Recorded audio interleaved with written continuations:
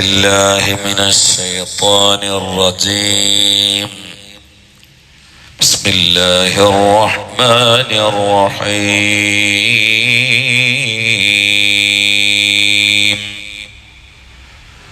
إذا وقعت الواقعة ليس لوقعتها كاذبة خافضة رافعة. صدق الله العظيم. إذا وقعت الواقعة, സംഭവിക്കാനുള്ളത് സംഭവിച്ചാൽ ലൈസ ലിവഖഅതിഹ, ആ സംഭവത്തിനില്ല കാദിബ, ഒരു നിഷേധിയും ഇല്ല.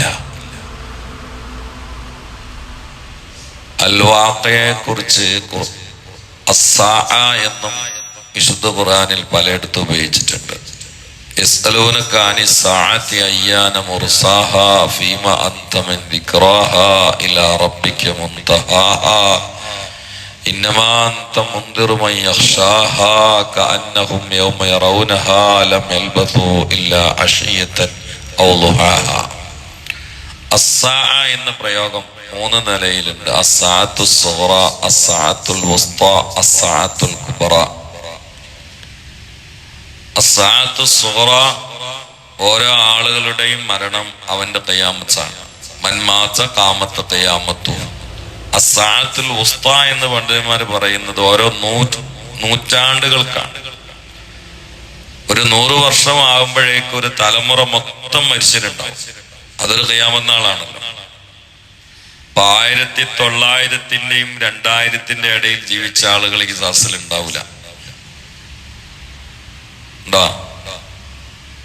1900 ഡേറ്റ് ഓഫ് ബർത്ത് ഉള്ള ആരെങ്കിലും സാസിലുണ്ടോ? ഉണ്ടാവില്ല.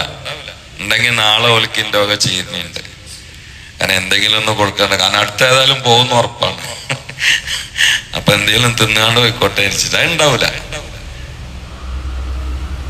നിങ്ങൾ നോക്കൂ, നമ്മള് 2024 100 ആവുമ്പോൾ ഈ ശാസ്ത്രത്തിൽ പാറും. ഈ ശാസ്ത്രമുള്ളവരൊന്നും അന്ന് ഉണ്ടെങ്കിൽ 2068 ഖിയാമത്ത് നാളാന്നൊക്കെ ചിലര് പറയുന്നുണ്ട്.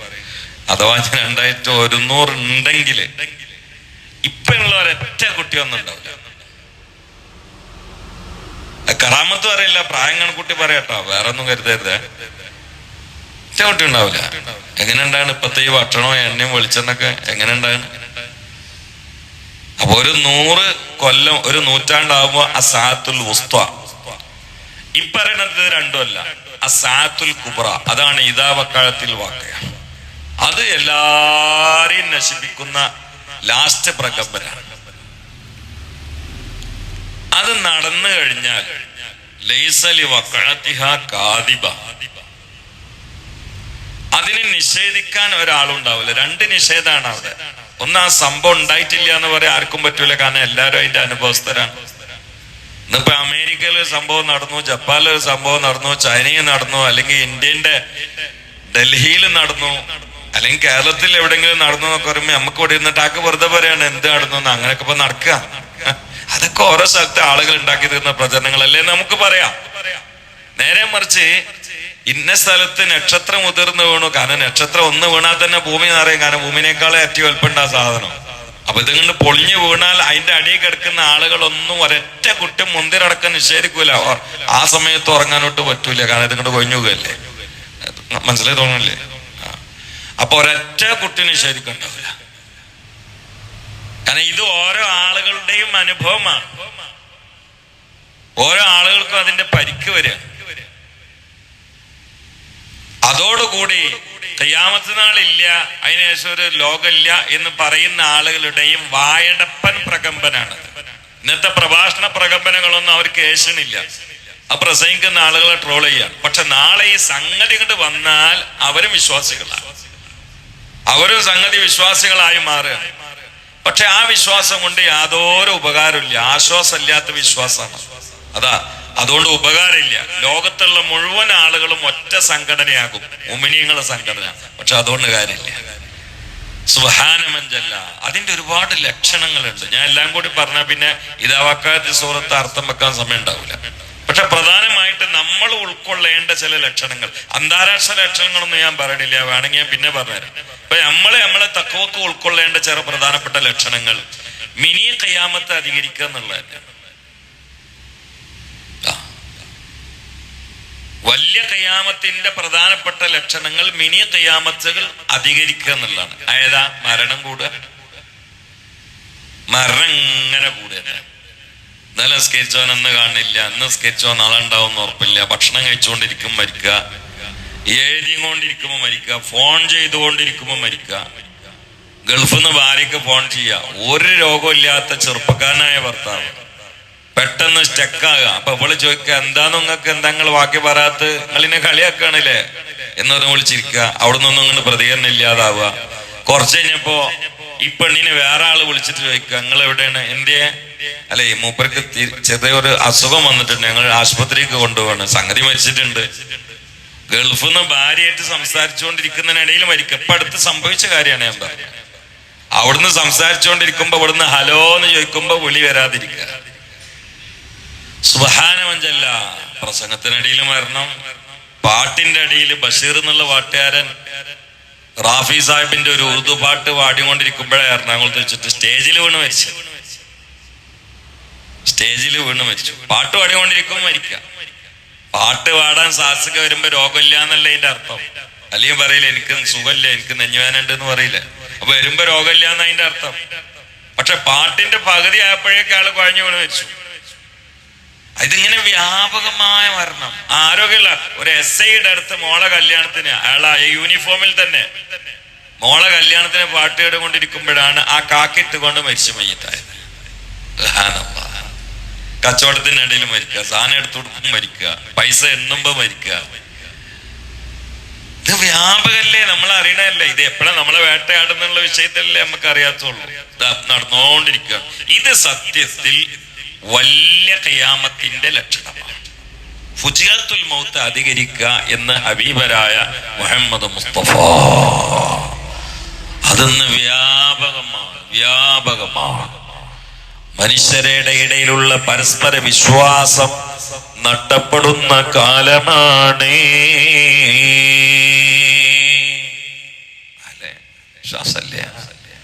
നമ്മളെ മൊബൈലിലൊക്കെ ഒരുപാട് നമ്പർ ഉണ്ടാവും.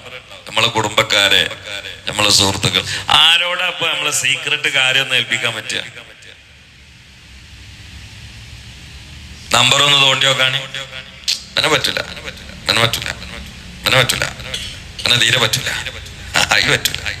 ഈ ആരപതൊന്നും ഏൽപ്പിക്കുക.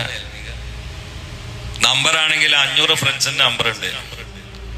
ഒറ്റ കുട്ടിനോട് നമ്മളൊരു സ്വകാര്യ പ്രയാസം അറിയിക്കാൻ പറ്റാത്ത അവസ്ഥ. നമ്മളെ ഈ സദസ്സിനെ കുറിച്ചല്ല പറയുന്നത് കേട്ടോ, പൊതുവല്ല ലോകത്തിന്റെ അന്തരീക്ഷം പറയാം. അമാനത്ത് എന്നുള്ള സംഗതി അങ്ങോട്ട് എടുത്തു പോയി. അമാനത്തില്ലെങ്കിൽ ലോകത്ത് നിലനിൽപ്പില്ലല്ലോ.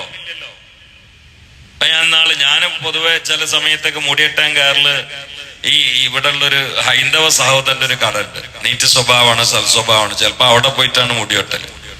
നമ്മൾ അവിടെ കയറിയിരുന്ന് അയാൾ വന്നിട്ട് കഴുത്തില വല്ല അങ്ങനെ മുറുക്കിയിടുന്നിട്ട് പിന്നെ ഊത്തിയിട്ട് കത്തി പിടിച്ചിട്ട് ഞാൻ എന്താ വേണ്ടിയെന്ന് വെക്കും. ഈ സമയത്ത് അമാനത്തില്ലെങ്കിൽ അവിടെ ഇരുന്ന് കൊടുക്കാൻ പറ്റുമോ? കാരണം എന്ത് എളുപ്പമുണ്ട്. അപ്പൊ നമുക്ക് അമാനത്താണ് ഈ ലോകത്ത് നിലനിർത്തുന്നത്. അമാനത്തില്ലെങ്കിൽ ബസ് കയറാൻ പറ്റുമോ? അമാനത്തില്ലെങ്കിൽ ഫ്ലൈറ്റ് കയറാൻ പറ്റുമോ? അപ്പൊ അയാളിൽ നമുക്കുള്ളൊരു അമാനത്തല്ലേ ആ കയറുന്നത്. ബാർബർ ഷാപ്പിലൊക്കെ നല്ല സുഖല്ലേ? ആരുമില്ലല്ലോ. എങ്ങനെയല്ല ഇവിടെ അങ്ങനെ ചെയ്യല്. ആ സമയത്ത് ഒന്നാണ്ട് കഴിഞ്ഞില്ലേ? മനസ്സിലായി നിങ്ങൾക്ക്? ആ സാധനം എടുത്തിട്ട് എന്ത് ചെയ്യും? ബാക്കിലൊക്കെ ഇനിയിപ്പൊ ഇവിടെ താടി ശരിയാക്കാത്തവർക്കും പെരട്ട് ശരിയാക്കൂലേ? നല്ല എളുപ്പല്ലേ? ഇങ്ങനെ ആക്കുമ്പോ കഴിഞ്ഞില്ലേ? അപ്പൊ ആ കറങ്ങണ കസാരയിൽ ഇരിക്കണ തന്നെ അമാനത്തിന്റെ വെയിറ്റ് കൊണ്ടാ, കസാരയുടെ വെയിറ്റ് കൊണ്ടല്ല. അവിടെ അമാനത്തില്ലെങ്കിൽ സംഗതി ആകെ വഷളായില്ലേ? ആ ഒരു അമാനത്ത് എന്ന ലോകത്തെ നിലനിർത്തുന്ന നെടുന്തൂണ് അതിന് പരിക്ക് വരിക. പരിക്ക് വന്നു. ഇനി നാണില്ലാതാവുക. നാണില്ലാതാവുന്നതിന്റെ ലാസ്റ്റ് അടയാളം കോണില്ലാതാവുക എന്നുള്ളതാണ്. ഇല്ലല്ലോ. എങ്ങനെയാ കുട്ടികൾ നടക്കണേ? ഒരു 10 കൊല്ലം മുമ്പ് ഇങ്ങനെ കുട്ടികൾ നടക്കും. പള്ളിന്റെ അവലുങ്ങർക്ക് വരെ കോണിട്ട് വരുന്ന മുസ്ലിം ചെറുപ്പക്കാരെ ഞാൻ കണ്ടിട്ടുണ്ട്. ഞങ്ങളൊന്നും മക്കളാണ് പേരക്കുട്ടികളാണെന്ന് പറയണില്ല, പറയാതിരിക്കണില്ല. സോറി പറയണില്ല, പറയാതിരിക്കണില്ല എന്ന് ഞാൻ കൂട്ടിയതാ. ചിലപ്പോ ഞാൻ പറയണില്ല. നമ്മളെ മക്കളെ നമ്മളെ പൊരയിൽ പോയിട്ട് അങ്ങനെ നോക്കാന് ഇത് മുത്തനബിക്ക് വെച്ചു കൊടുക്കാൻ പറ്റുമോ, അബൂജാലിന് വെച്ചു കൊടുക്കാൻ പറ്റുമോ? എന്താ അവസ്ഥ? തലമക്ക് നോക്കിയാൽ മുസ്ലിമാന്ന് പറയില്ല, കാൽമക്ക് നോക്കിയാൽ മുസ്ലിമാന്ന് പറയില്ല, ഊരമക്ക് നോക്കിയാലും മുസ്ലിമാന്ന് പറയില്ല. പിന്നെ എവിടെ പോയിട്ടാ മസ്ജിദിൽ ഇസ്ലാമിന്റെ രേഖ തെളിയിക്കുക? എന്ത് വെച്ചിട്ടാ പറയാ? ഇങ്ങനൊരു കാലം ദജ്ജാൽ ഇറങ്ങണതിന് നേരെ മുമ്പേ ഉണ്ടാവും. അതും റെഡിയാ. കുറെ പെണ്ണുങ്ങൾ വരാണ്ട് എന്ന് പറഞ്ഞു മുഹമ്മദ് മുസ്തഫ. അത് റെഡിയല്ലേ? ഓലെ പ്രശ്നം എന്താ വെച്ചാൽ ലജ്ജ അവർക്ക് ഉണ്ടാവില്ല. അതാണ്. ഇന്ന് പെണ്ണുങ്ങൾക്ക് ലജ്ജ ഉണ്ടോ? ആരോട് എന്ത് സംസാരിക്കണം? ഒന്നുമില്ലല്ലോ. എങ്ങനെ പെരുമാറണം? കല്യാണ മണ്ഡപത്തിൽ എങ്ങനെ? മൂല്യന്മാരോട് എങ്ങനെ? പണ്ടൊരു മൂല്യരെ കണ്ടാല് പെണ്ണുങ്ങളൊക്കെ കൊടങ്ങനെ മറച്ചു പിടിച്ചാണ്ട് കിടന്നു. എനിക്ക് ഓർമ്മയുണ്ട് ഇങ്ങനെ. പക്ഷെ ഇന്ന് മൂല്യരെ കണ്ട കൊടക്ക് മാറ്റിയിട്ട് ഉസ്താദ് അസ്സലാമു അലൈക്കും എങ്ങോട്ടെ, എന്താ എന്നെ പോലത്തെ മൂല്യന്മാരായിരിക്കും.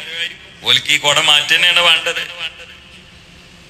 അല്ല, അതുകൊണ്ടാവുമല്ലോ അപ്പൊ പരമാവധി ഉസ്താദന്മാരെ തൃപ്തിപ്പെടുത്താൻ വേണ്ടിയിട്ട് ചെയ്യും. ചുരുക്കി പറഞ്ഞാൽ ഇങ്ങനത്തെ ഒരു വിഭാഗം വരാണ്ട്. നിസാഉൻ കാസിയാത്തുൻ ആരിയാത്തുൻ മാഇലാത്തുൻ മുമീലാത്തുൻ. അല്ലാണ്ട് റസൂലിന്റെ പ്രയോഗം നോക്കണം. ഓല് വസ്ത്രം ധരിച്ചവരാണ്, പക്ഷെ നഗ്നകളാണ്. എങ്ങനെ? കാസിയാത്തുൻ ആരിയാത്തുൻ. ആ ഹദീസിൽ എന്നെ ഏറ്റവും ശ്രദ്ധിച്ച വാക്കത കാസിയാത്തുൻ ആരിയാത്തുൻ.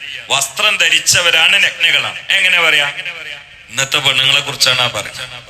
ഇന്നിപ്പോ നമ്മളൊക്കെ ഭാര്യമാര് ധരിക്കുന്ന പർദ്ദ ഉണ്ടല്ലോ, വസ്ത്രം ധരിച്ചവരാണ്. ഔറത്ത് മറക്കുന്ന ആളുകളെ കുറിച്ച് ഞാൻ പറയണേ. വസ്ത്രം ധരിച്ചവരാണ്. പക്ഷെ ആ പർദ്ദ കണ്ടിട്ടാൽ നമ്മുടെ ഭാര്യന്റെ ഹൈറ്റ്, വെയിറ്റ്, ഓരോ സ്ഥലങ്ങളിലുള്ള അവയവത്തിന്റെ കൃത്യമായ അളവ് പുറത്തേക്ക് അറിയില്ലേ? അറിയില്ലേ? അതാണ് വസ്ത്രം ധരിച്ചവരാണ്. ഞങ്ങളല്ല, എന്റെ ഭാര്യനെയും കൂടെ പറയണേ. ഓളി ക്ലാസ് കേൾക്കുന്ന ആളുമാണ്. പക്ഷെ അങ്ങനെയുള്ള വസ്ത്രം ഇട്ടുകൊണ്ട് ഇറങ്ങണ ഒരു താല്പര്യക്കാരിയല്ല കേട്ടോ എന്റെ ഭാര്യ. സ്വാഭാവികമായിട്ട് ഇറങ്ങണ വസ്ത്രങ്ങളൊക്കെ അങ്ങനെയാണ്.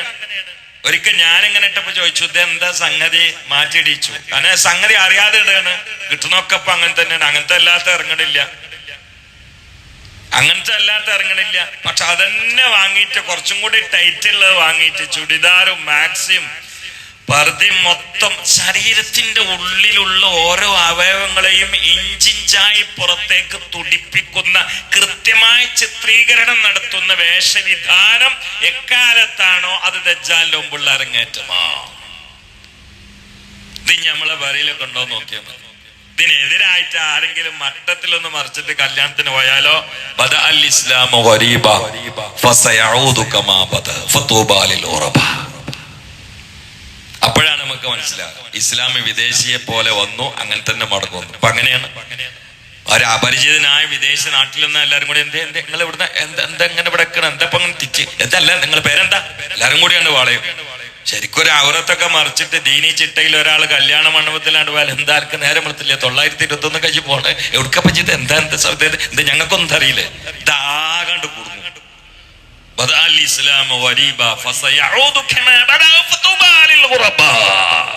ഉണരാൻ വേണ്ടി അങ്ങനെ ആക്കിയതാണ്. മനസ്സിലായില്ലേ? സംഗതികളൊക്കെ കൈവിട്ട് പോയ കളിയാണുള്ളത്. ഒക്കെ കൈവിട്ട് പോയ കളിയാണുള്ളത്. അതുകൊണ്ട് ഇനി കൂടുതൽ കാലമൊന്നുമില്ല. ഒരുങ്ങിയോര് രക്ഷപ്പെട്ടു. അവിടെയാണ് നബി സല്ലല്ലാഹു അലൈഹി വസല്ലം സ്വഹാബാക്കൾ ഇങ്ങനെ കൂടിയിരിക്കുമ്പോ ഇങ്ങനെ ചർച്ച ചെയ്തുകൊണ്ടിരിക്കുകയാണ്. എത്ര അവരിങ്ങനെ പരസ്പരം ചർച്ച ചെയ്യാൻ. അപ്പൊ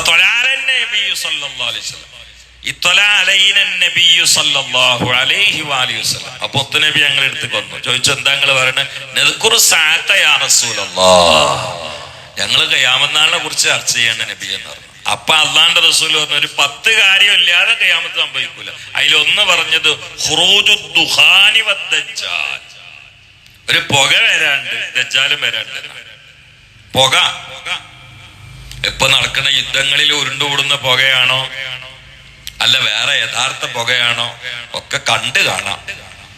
ഇതൊന്നും കാണുന്ന സമയത്ത് കൊണ്ടിട്ടല്ലാതെ കൃത്യമായിട്ട് തഹ്ഖീഖാക്കാൻ പറ്റൂല. ഓരോരുത്തർ പറയുന്നിട്ട് ഇങ്ങനെ ഗവേഷണം ചെയ്തിട്ട് ഈ നൂറ്റാണ്ടിടയിൽ ഇങ്ങനത്തെ ഒരു ഗവേഷണം ആരും കണ്ടുപിടിച്ചിട്ടില്ല, ഇതന്നെയാണ് അതിന്റെ അപ്പുറത്തേക്ക് ഇല്ല എന്നൊന്നും ഹദീസിനെ കുറിച്ച് പറയാൻ പറ്റൂല. ആവാതിരിക്കുക.